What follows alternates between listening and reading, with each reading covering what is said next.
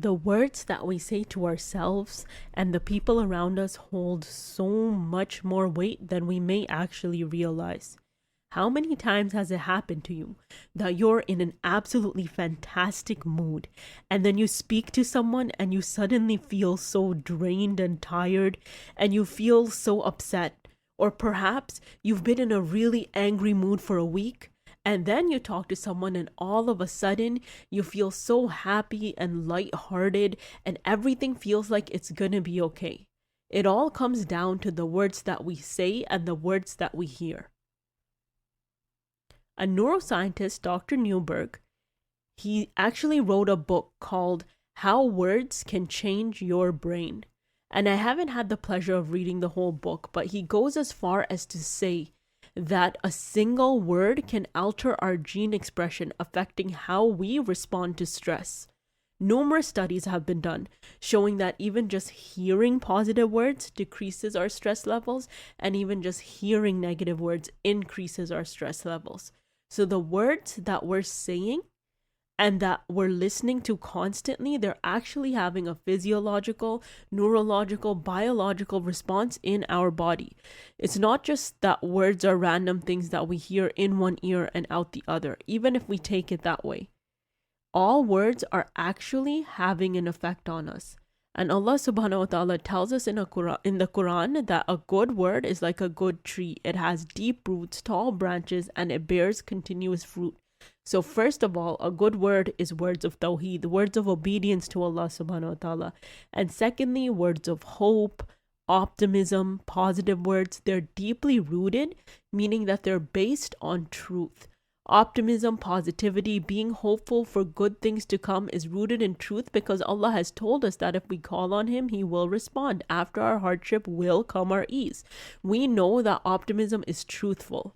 And there are so many benefits to being positive. Like we just mentioned before, it can literally uplift our mood in moments. It can reduce our stress. It makes living life so much easier.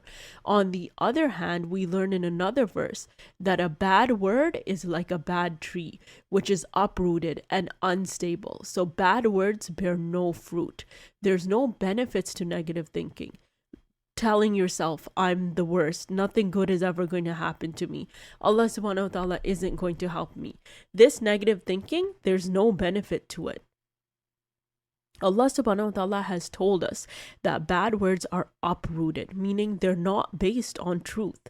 Most of our negative words that we say and the negative thoughts, they're just the manifestations of the whispering of shaitan. And they don't have any truth to them. In fact, a research study was done. And in this study, they followed around a bunch of people who had generalized anxiety disorder. And they found at the end of the study that 91.6% of the fears and the worries and the negative thoughts that these individuals had never even ended up happening. So our anxieties for the future, our fears, our negativity, it's all baseless and it's not grounded in truth. The words that we say to ourselves have a very, very big impact. But what about the words that we say to those around us? Now, this is equally, if not more important. In a Sahih Hadith, we learn that there was a Sahabiyat, may Allah be pleased with her, and she called another Sahabiyat short. Now, the Prophet Muhammad sallallahu alaihi wasallam, upon hearing this, he said that this statement that she said could have poisoned the entire ocean if it had been placed in the ocean. Now let's just stop for a second. I asked chat and it said 13,500,000 tons of the most potent poison would be needed. That's a big number, subhanAllah. So just that one statement of calling someone short, and it was probably a true statement, it's that heavy on the scale. Now we need to think about this for a second. What about us? Our family members and our friends that we surround ourselves with, usually the nicknames that we give them, it's based on their most prominent physical trait, whether that's their height or their weight or one of their physical features. And if they call us out on it and be like, hey, I don't really like it, our general response is usually, well, stop being so sensitive. Like, stop being delusional. You are this. We're not lying. Everyone's going to call you what you are. What's wrong with this? There's actually something very, very wrong with doing this, because as Muslims, we're not allowed to just go around saying whatever we want, whenever we want, however we want. We have to filter our words so that we don't hurt those around us. There's that old saying that when you're saying a statement, filter it through 3 filters. Is it true? Is it necessary? And is it kind? So say, for instance, let's just take an example of someone's height, calling them short. So is it true? Yes. Is it necessary? I mean, I can't think of any reason it would be necessary unless there's a height requirement for something, right? And you have to tell them about that for their safety or something. So is it true and necessary? In that case, yes. But is it kind? You don't just go around and embarrass them in front of people. You don't say it in a degrading way. You have to say it with wisdom, at the right time, at the right place, in the right way, so that their feelings aren't hurt by the words that are coming out of your mouth. So we learn in another Sahih Hadith that a servant of Allah may say a statement that they belittle as something small. But Allah, it's so pleasing to Allah that Allah uplifts them in status. And a servant of Allah may say another statement thinking that it's nothing, but it displeases Allah so much that it takes that servant into the hellfire.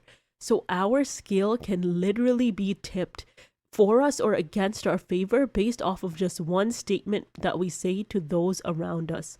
We have to be extremely careful of the words that come out of our mouth.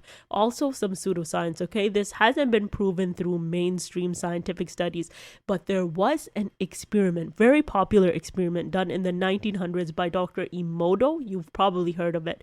The rice water experiment, where he spoke to one glass of rice water with positive words and another one with negative words. And then when he checked them with a microscope, he found the molecular structure of the positive glass of water to be very beautiful and the molecular structure of the negative water to be very deformed. And you know, this went very viral, but it's not considered as mainstream science.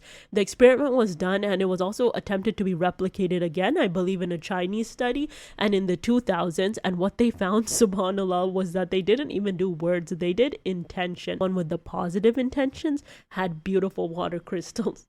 And as human beings, we're 60% water. So if this experiment does have any truth to it, then we do know that there's more evidence now that our bodies actually have a physical response to hearing positive and negative words.